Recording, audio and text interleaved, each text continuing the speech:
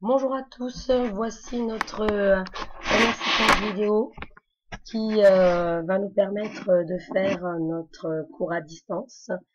Nous attaquons donc le chapitre numéro 2, l'immunité adaptative, prolongement de l'immunité innée. Il y aura 5 séquences vidéo. La première, c'est l'introduction, c'est celle-ci. Et puis, il y en aura 4 autres qui correspondent à chacune des parties de ce chapitre. Alors, immunité adaptative, prolongement de l'immunité innée. Je vous rappelle que dans le chapitre 1, nous avons vu l'immunité innée qui correspond à la réaction inflammatoire et donc lui fait suite lorsqu'elle n'est pas suffisante, une immunité adaptative. Nous allons donc voir en introduction ce qui se passe lorsque certains pathogènes donc qui sont très virulents, c'est un peu d'actualité donc et lorsque l'immunité innée ne suffit plus et que l'infection va perdurer et va se mettre donc en place d'autres moyens de défense de l'organisme qu'on appelle l'immunité adaptative. Donc comment le système immunitaire fait-il pour enrayer totalement l'infection? Dans cette introduction, nous allons donc mettre en évidence les acteurs de cette deuxième réponse immunitaire qui est plus spécifique, c'est pour ça que nous l'appelons adaptative. Dans cette introduction et tout au long du chapitre, nous prendrons l'exemple du virus de la grippe, qui est l'exemple qui est à votre programme. Vous avez la structure de ce virus, le document 1, page 298 du livre. Alors ce virus est un virus à ARN, on dit un rétrovirus. Et comme nous l'avons déjà évoqué sur le chapitre numéro 1 et dans les rappels de début d'immunité, un virus donc ne correspond pas à une cellule, c'est une particule virale qui est fait d'une capside et d'une enveloppe qui peut aussi l'entourer. Donc c'est pour ça que vous avez le terme membrane qui va apparaître ici. C'est en fait, ça correspond à l'enveloppe du virus qui enveloppe la capside qui est faite non seulement de protéines. Donc vous allez retrouver à la surface de ce virus des protéines qui vont constituer du coup des antigènes qui vont être reconnus par notre organisme comme étant effectivement un signal de danger et qui vont déclencher la réaction immunitaire, notamment du coup réaction immunitaire ici adaptative. Nous avons ici une photographie dans votre livre où vous voyez la surface d'une cellule et à cette surface de cellule vous voyez donc des virus qui sont libérés par cette cellule infectée. Donc nous avons un virus qui infecte les cellules, ici les cellules au niveau pulmonaire, donc que vous avez ici. Et voici son cycle de reproduction qui explique qu'il va détruire certaines cellules ici, en plusieurs étapes. Ça c'est juste un rappel, on avait déjà vu comment fonctionnait le virus. Vous avez une liaison du virus qui va se faire au niveau de la membrane par les protéines qui sont à sa surface, qui vont un petit peu représenter une clé d'entrée à l'intérieur du virus, c'est-à-dire qu'il y a une reconnaissance. Donc ce virus va se fixer sur certains motifs moléculaires qu'on a à la surface de nos cellules. Il va donc pénétrer par endocytose, nous avons déjà eu ce terme, à l'intérieur de la cellule, c'est le stade numéro 2. Puis ce virus va fusionner avec la membrane, donc sa membrane virale, c'est-à-dire son enveloppe, va fusionner avec la membrane de notre cellule. Et il va y avoir du coup libération des ARN virales qui vont être rétrotranscrits et qui vont s'introduire dans le génome de notre cellule pour utiliser du coup tout le matériel de transcription, traduction, qui va permettre ensuite, voyez ici les ribosomes, qui va permettre ensuite du coup la production de nouvelles particules virales, puisque nouvelles protéines virales.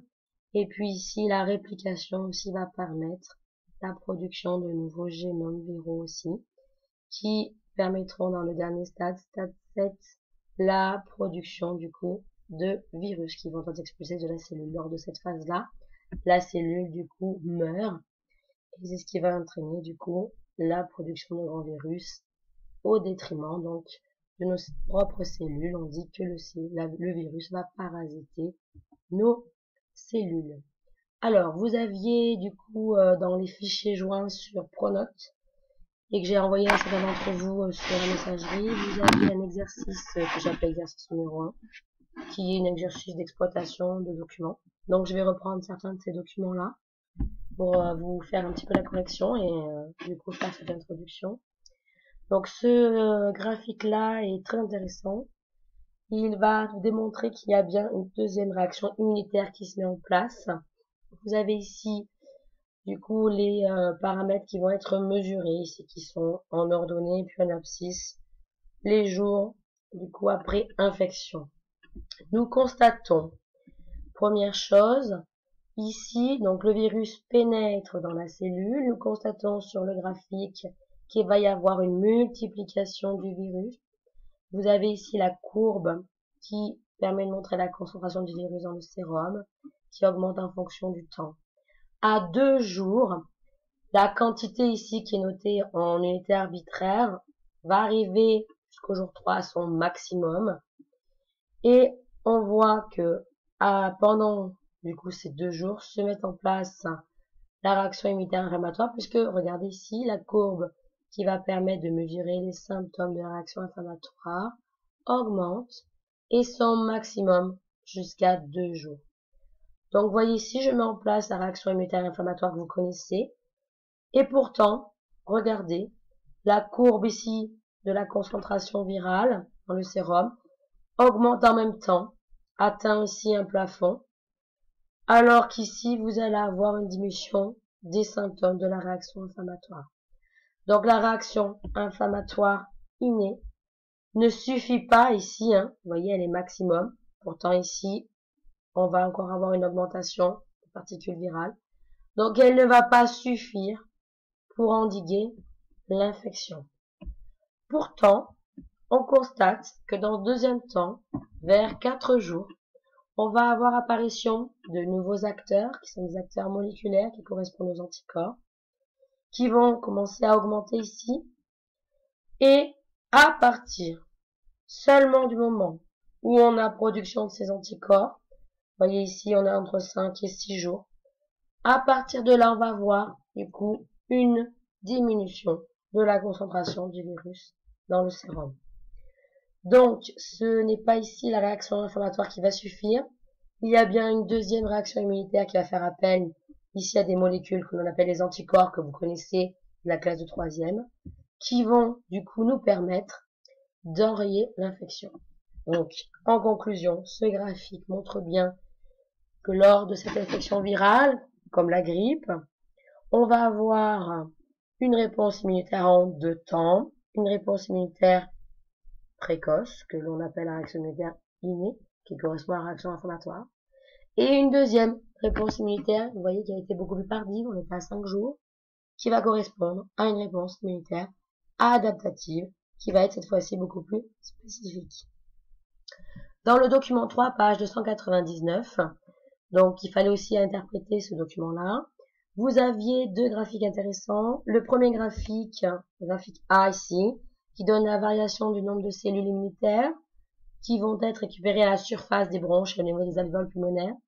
On constate qu'il va y avoir les cellules de l'immunité innée, que vous reconnaissez ici, granulocytes, macrophages. Et puis vous avez un nouveau acteur cellulaire qui correspondent aux cellules de l'immunité adaptative, qu'on va appeler les lymphocytes. Qu'est-ce que l'on constate en termes de nombre de cellules? Vous avez ici dans les 12 premières heures, hop, tout de suite, vous avez une augmentation ici de nos granulocytes en rouge, de nos macrophages, pardon, en rouge, de nos granulocytes en bleu. On voit qu'à 24 heures, donc à partir de 12 heures jusqu'à 24 heures, on commence à avoir une première diminution de ce nombre de cellules de l'immunité innée, alors que pendant le même temps, vous avez une augmentation des lymphocytes qui s'effectue. Et 24 heures après, vous avez du coup un maximum de cellules de l'immunité adaptative. Et ensuite, ces cellules-là vont donc intervenir et permettre d'enrayer du coup l'infection. On regarde en dessous du coup le détail de ces différents lymphocytes, ce qui nous permet de voir qu'il existe plusieurs types de lymphocytes. Il en existe 3 d'après la légende ici. Vous allez avoir les lymphocytes T, qu'on appelle lymphocyte T CD8 ou lymphocyte T8. Nous allons voir pourquoi après.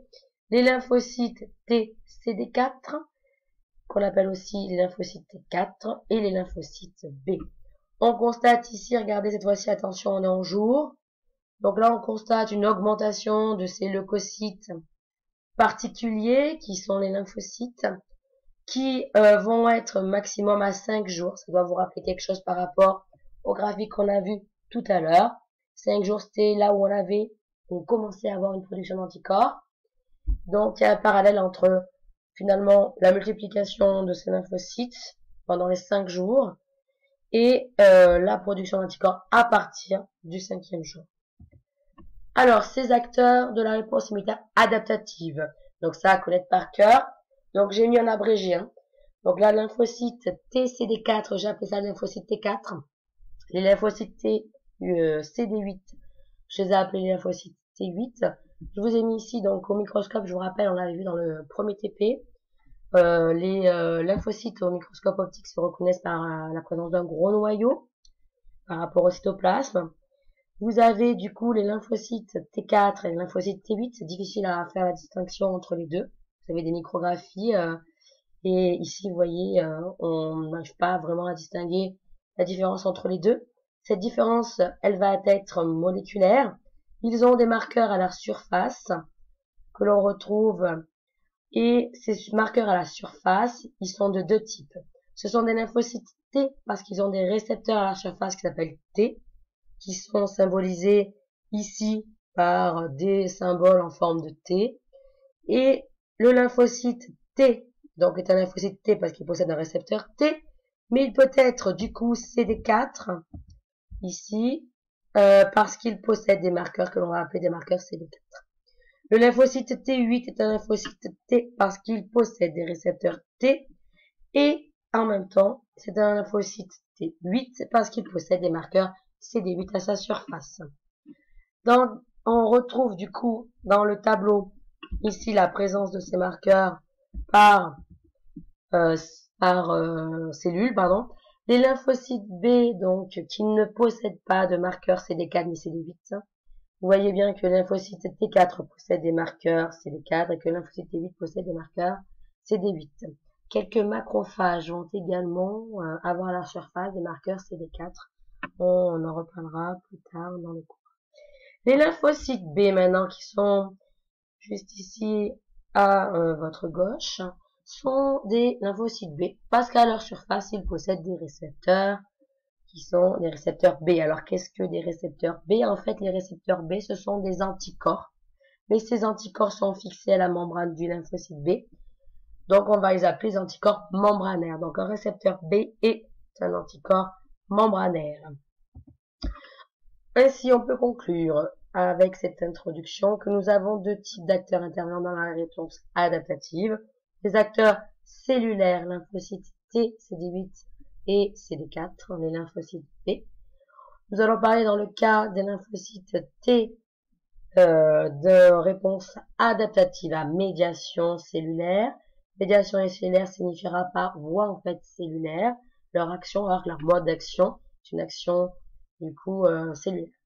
Et puis nous avons des acteurs moléculaires, les anticorps présents dans le sérum, qui sont produits du coup par les lymphocytes B. C'est une réaction immunitaire adaptative, on va dire à médiation humorale pour les humeurs du corps, c'est-à-dire liquide corporel. Donc là, on est par voie moléculaire, on parle bien des anticorps. Cette réponse adaptative à médiation humorale est spécifique d'un antigène donné. Nous allons le revoir dans le grand 1 avec le TP que nous avons fait avec Houchter-Muni. Les anticorps qui sont présents dans le sérum vont se lier de façon spécifique à l'antigène, formant des complexes humains. Ça correspondait à un autre arc de précipitation que l'on avait dans Houchter-Muni. Voilà, c'est fini pour l'introduction. Nous allons voir du coup dans un grand 1 les lymphocytes B, dans un grand 2 l'action des lymphocytes T, CD8, dans un grand 3 les lymphocytes T, CD4, et puis nous verrons dans une quatrième partie comment en fait on peut produire autant d'anticorps, autant de lymphocytes et donc d'anticorps différents qu'il existe d'antigènes. Voilà, bon courage à tous, à bientôt.